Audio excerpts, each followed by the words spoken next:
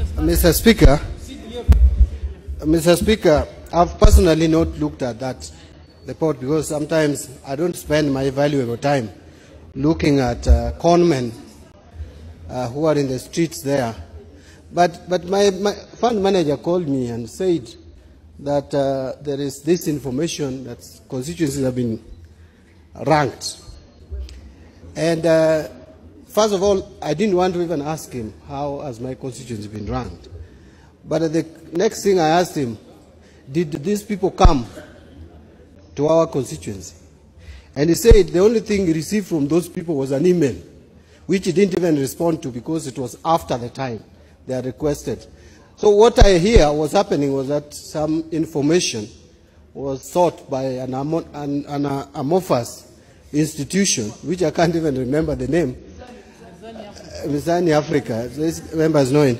But, Mr. Speaker, you are to fill, complete that form and return to them, and based on that, they rank the constituencies, whether it's the best performing or the least performing or whatever it is. I just wanted to give confidence to my friend who has raised this matter. That's why I've stood, Mr. Speaker. That I don't think this is a matter that should even spend.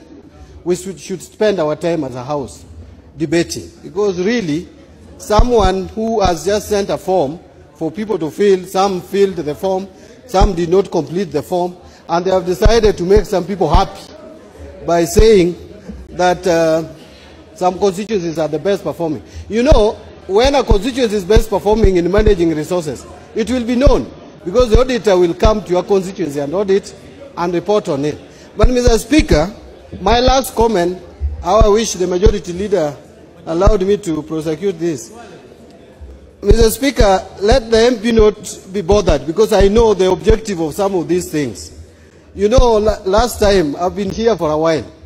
Mr. Speaker, there were some MPs who made sure that they used some institution, which was called the National Taxpayers Association. And, Mr. Speaker, I'm also told probably that is what's happening with this one. If you didn't contribute, if you don't give money, you will always be ranked low. And there are some members here who are actually always ranked number 1, number 2. And by the way, coincidentally, people bought it and they became governors. I'm telling you, one of them is the most unpopular governor today because he cannot manage resources. You know, managing resources is not something you fake.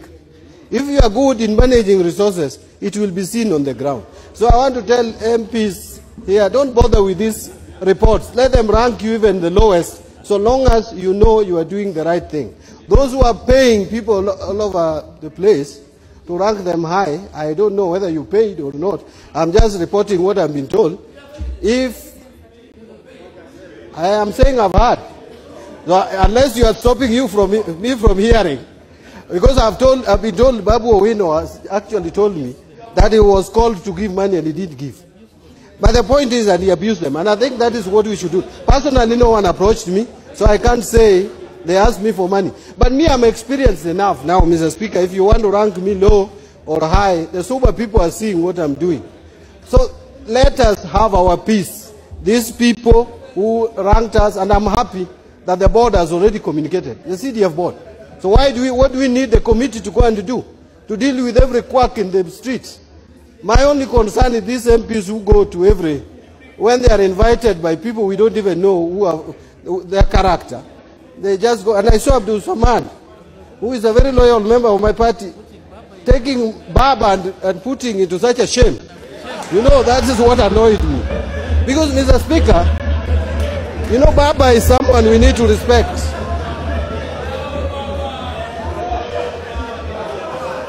Mr.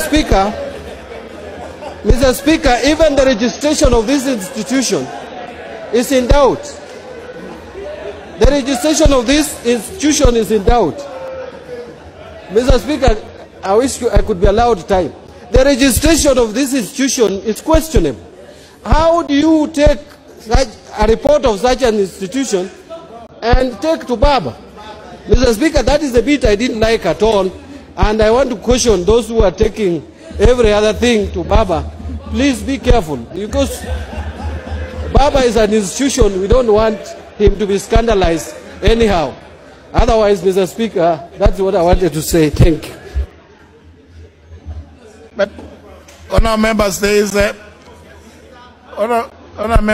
a heavy business. There is a heavy business on this.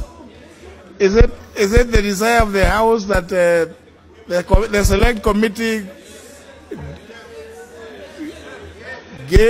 digs into this matter and reports? Because the select committee is a committee of this House, it may be in a better position to find out, in conjunction with the board, who those people are. No. See, don't get excited. You see, some of you are fond of raising one finger like this. I don't know. Now, it is not good. Don't raise one finger. Maybe, no, I don't want us to spend time on this.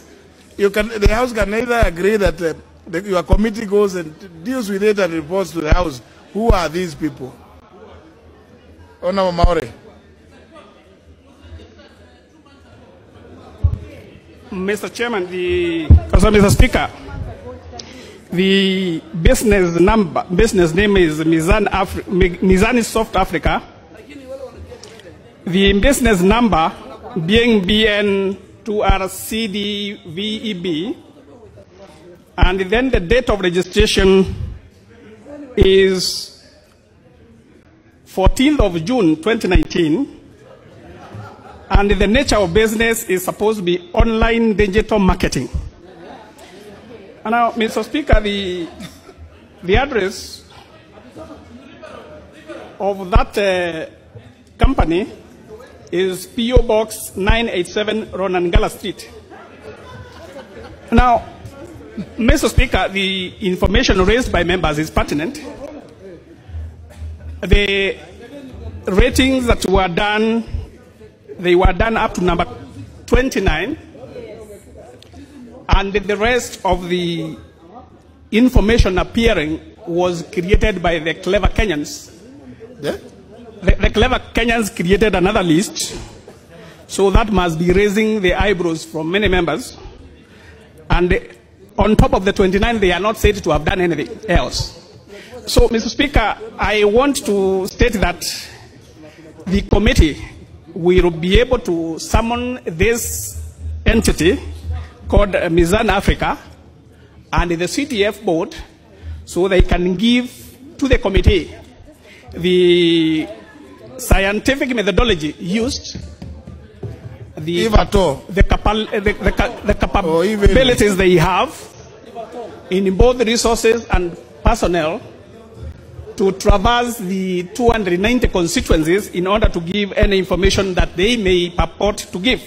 So, Mr. Speaker, between now and that time, I would ask for patience for the members so that the clerk will be able to organize the necessary summons as soon as possible, or as soon as the House may direct. 1 week.